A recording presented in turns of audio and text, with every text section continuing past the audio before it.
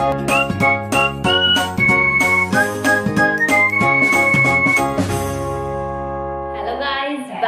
Back to another video. आप देख रहे हैं स्टडी विद सलोनी। गाइस, इस वीडियो में हम क्लास +2 का जो चैप्टर है नॉन प्रॉफिट ऑर्गेनाइजेशन एनपीओ पढ़ेंगे। उसका फर्स्ट पार्ट आ चुका है इस चैनल पर। उसमें गाइस मैंने बोर्ड पर नहीं वो समझाया, बट सही है वो। उसमें थोड़ा सा होगी थी प्रॉब्लम, बट वो भी सही है। अगर आपको उसमें कोई प्रॉब्लम होगी तो आप मुझे इस वीडियो के कमेंट बॉक्स में बता देना। और अभी ये पार्ट 2 है, रिसिप्ट एंड पेमेंट अकाउंट, तो हम अब इसको पढ़ेंगे। वीडियो देखने से पहले अगर आपने इस चैनल को सब्सक्राइब नहीं किया है तो आप जल्दी से इस चैनल को सब्सक्राइब कर लें, क्योंकि मैं ऐसे ही वीडियोस लाती रहती हूँ। 1 से 12 की फ्री स्टडी मैं करवाती हूँ इस चैनल पर।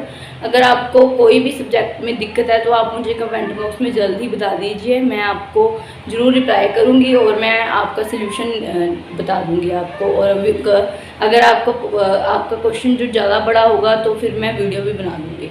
तो अब हम देख लेते हैं एनपीओ, देख लेते हैं receipt and payment account. Basically जो रिसिप्ट एंड पेमेंट अकाउंट है गाइज, उसको हम कैश अकाउंट मान सकते हैं। हमने क्लास 11th में पढ़ा ही है guys.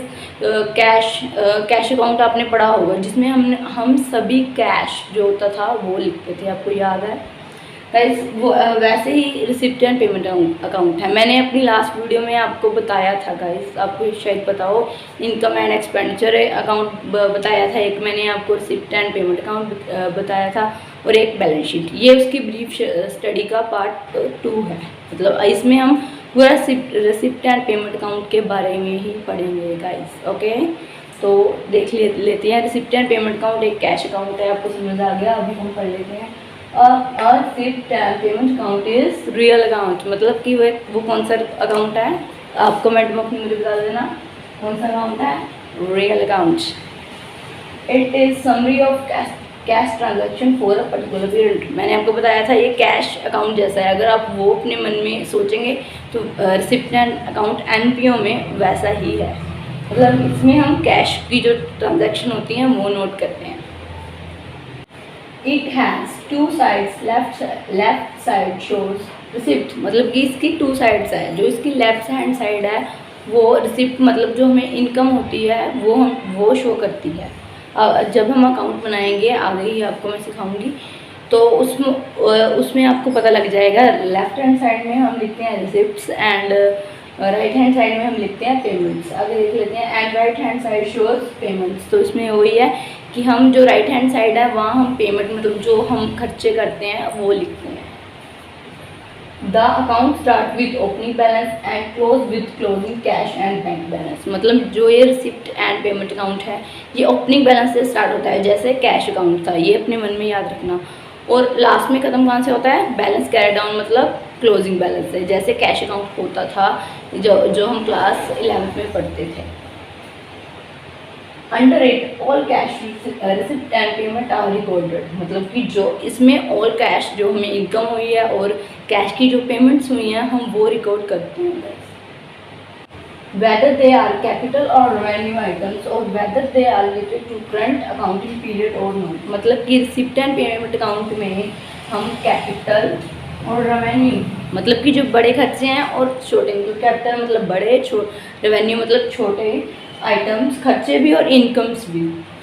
Weather they are related to current accounting period और नोट, मतलब कि अगर वो इस साल से रिलेटेड है, जो अगले साल से, जो इससे पहले जो बीता है साल उससे रिलेटेड है, वो भी हम रिसिप्ट एंड पेमेंट अकाउंट में रिकॉर्ड कर लेते हैं। मतलब कि बड़े खर्चे जो हमारे पास कैश आया है, चाहे वो पिछला हो अगला हो, चाहे वो बड़ा हो छोटा हो, वो हम रिकॉर्ड कर लेंगे जैसे हम कैश अकाउंट में करते थे। तो गाइस ये इसका मीनिंग है। मुझे लगता है कि आपको अच्छे से समझ आ गया होगा। अब हम पढ़ते हैं features of receipt and payment account, मतलब कि रिसिप्ट एंड पेमेंट अकाउंट कैसा होता है, उसके फीचर्स को कैसे हैं। तो हम देख लेते हैं guys. First feature and payment account is real account, मतलब ये कौन सा अकाउंट है, रियल अकाउंट है। हमने ये पहले भी पढ़ लिया है गाइस, ये रियल अकाउंट है, मैंने पहले ही अंडरलाइन किया है, तो आप समझ लीजिए ये रियल अकाउंट है। It start with opening cash and bank balance and end with closing balance, मतलब ये स्टार्ट कहाँ से होता है, ओपनिंग बैलेंस से, मतलब हमारे पास पहले कितना कैश है, अब कितना कैश है, उससे स्टार्ट होता है। और एंड होता है जो लास्ट में साल में कितना कैश और बैंक में कितना कैश बचा है। थर्ड है it record all cash payment whether belonging to current year, previous year और नेक्स्ट ईयर। मतलब कि ये सभी कैश जो हमें इनकम हुई है और पेमेंट हुई है जो पिछले साल की है, जो आगे आने वाला साल है, जो अभी इस साल की है, वो सभी रिकॉर्ड कर लेता है। मतलब सभी होच पोच हो जाता है इसमें, इसीलिए थोड़ी इसकी लिमिटेशन भी है जो हम आगे पढ़ेंगे। आगे देख लेते हैं guys. This account does not show net income और नेट लॉस। ये अकाउंट नेट इनकम मतलब अभी हमें कौन सी इनकम हो रही है, क्या हमें अभी लॉस हुआ है इस साल के रिलेटेड वो नहीं कर सकते। जैसे अभी 2021 चल रहा है, अगर किसी एनपीओ का रिसिप्टेंट पेमेंट अकाउंट होगा तो उसका जो अभी का साल कुछ चल रहा है वो हम पता नहीं कर सकते। मतलब उसमें क्योंकि पिछले साल का भी सब कुछ होगा है ना गाइस, और हमने पढ़ा है कि फ्यूचर्स का भी उसमें जो कैश उनको एडवांस मिल गया है वो भी लिखा होगा। तो फिर कैसे पता लगेगा इस साल का क्या है, मतलब कैश हमारे पास क्या है। तो गाइस इसीलिए थोड़ी इसकी लिमिटेशन है। It is not possible to prepare balance sheet on the basis of account. इससे हम बैलेंस शीट नहीं बना सकते क्योंकि बैलेंस शीट में एसेट होते हैं और लाइबिलिटीज़ होती हैं और इसमें तो ओनली कैश है। हम कैसे बनाएंगे गाइस, तो इसीलिए हम इसकी मदद से बैलेंस शीट नहीं बना सकते। आगे हम पढ़ते हैं लिमिटेशन, जल्द ही कर लेंगे अपनी नेक्स्ट वीडियो में। अभी हम इसका थ्योरी का जो है वो हम सभी ख़त्म कर देंगे, तो उसके बाद हमारे न्यूमेरिकल्स ही स्टार्ट करेंगे। आप इस चैनल के साथ जुड़े रहिए और वीडियो के लास्ट तक आप बने रहिए और आपको पूरा ये चैप्टर में आपको कंप्लीट करवा देंगे। तो गाइस अब हम देख लेते हैं लिमिटेशन। जो 1 है, it does not show income and expenditure of current year. ये मतलब जो मैंने आपको बोला था कि आप ये दिमाग में रखना है, कैश बेसिस है। मतलब कि ये जो अभी साल चल रहा है, जैसे करंट ईयर अभी 2021 है, तो ये उसका नहीं बताता। ये इसमें पीछे जो साल बीत गया और जो आगे आने वाला है उसकी भी इनकम्स होती हैं या पेमेंट्स भी होती हैं, इसलिए हम पता नहीं लगा पाते। इसलिए ये इतना ज़्यादा नहीं है, इतना अच्छा भी नहीं है। तो इसकी काफ़ी सारी लिमिटेशन इसीलिए हैं। और सेकंड है, it is not prepared on accrual basis. मतलब कि ये एक्रूअल बेसिस पर नहीं किया जाता कि जैसे आगे हम इनकम एंड एक्सपेंडिचर अकाउंट पढ़ेंगे, वो एक्रूअल बेस होता है। मतलब कि उसमें हम उसी साल का लेते हैं, मतलब कितना मिलना चाहिए, जो भी नहीं मिला जो आगे मिलेगा उसको हम जोड़ लेते हैं। बट जो जैसे 2021 से रिलेटेड है हम उसमें इनकम एंड एक्सपेंडिचर अकाउंट में वही लिखते हैं, but in receipt and payment account हम ये लिखते ही नहीं हैं। तो ये इसकी लिमिटेशन है। तो हम थर्ड देख लेते हैं। It does not tell us about surplus and not guys. हम लिखते हैं ना तो आपको पता है हो जाता है। और आप हैंड राइटिंग पर मत जाना गाइस, क्योंकि मेरी हैंड राइटिंग इतनी भी गुड नहीं है। मैंने ज़्यादा कंसेप्ट पर फोकस किया है कि आपको कंसेप्ट समझ आ जाए गाइस। तो गाइस हम देख लेते हैं।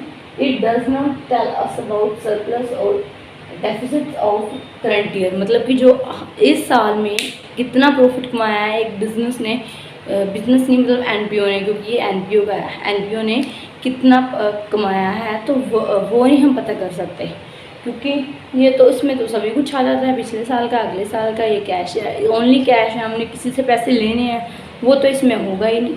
तो फिर ये पूरे एक साल का जो करंट ईयर का हमारा सरप्लस और डेफिसिट है वो नहीं बताता।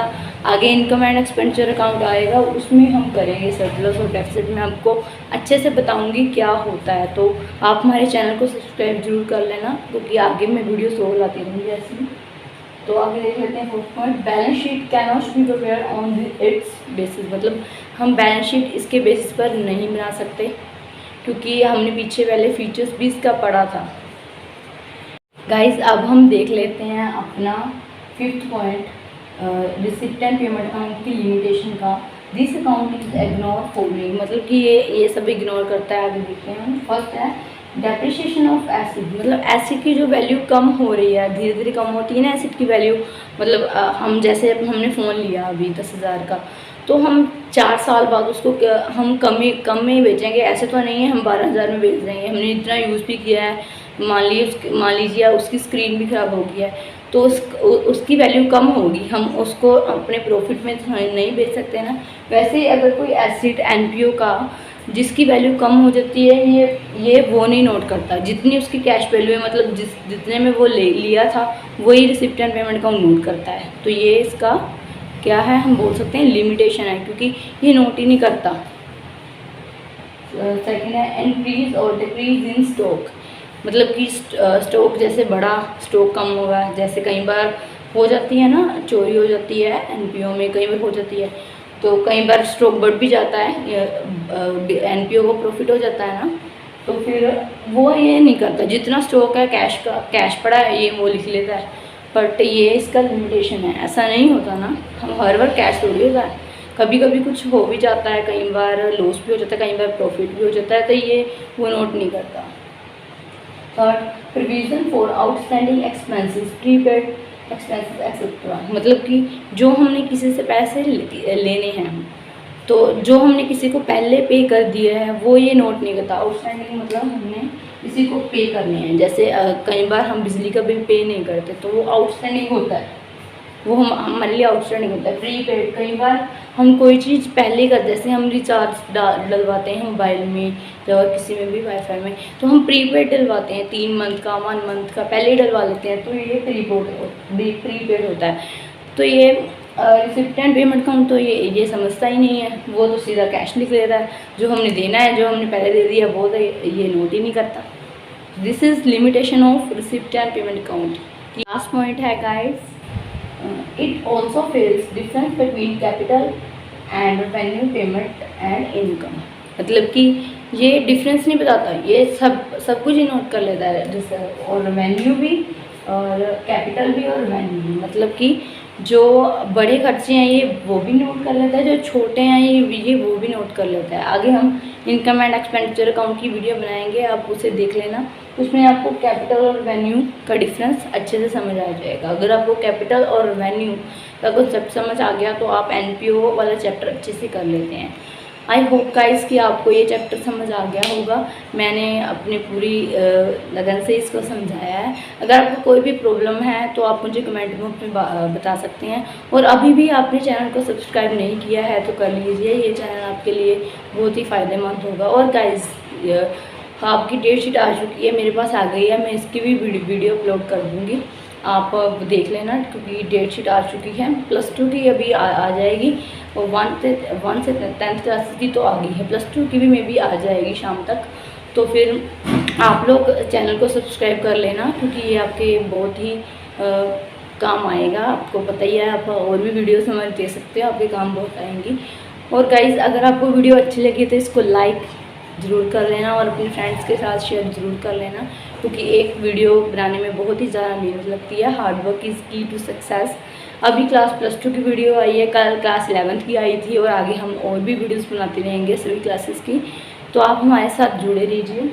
और गाइस आपको वीडियो कैसे लगी ज़रूर बता देना, कमेंट ज़रूर किया कीजिए, लाइक आपको अच्छी लगी है तो वो भी लिख दीजिए, अगर आपको हमें कोई इम्प्रूवमेंट चाहिए तो आप वो भी लिख दीजिए, हम भी आपकी तरह इंसान हैं, हमसे भी गलती होती हैं, तो आप हमें बता सकते हैं गाइस। ओके बाय गाइस, मिलते हैं हम आपको अपनी नेक्स्ट वीडियो में, बाय बाय।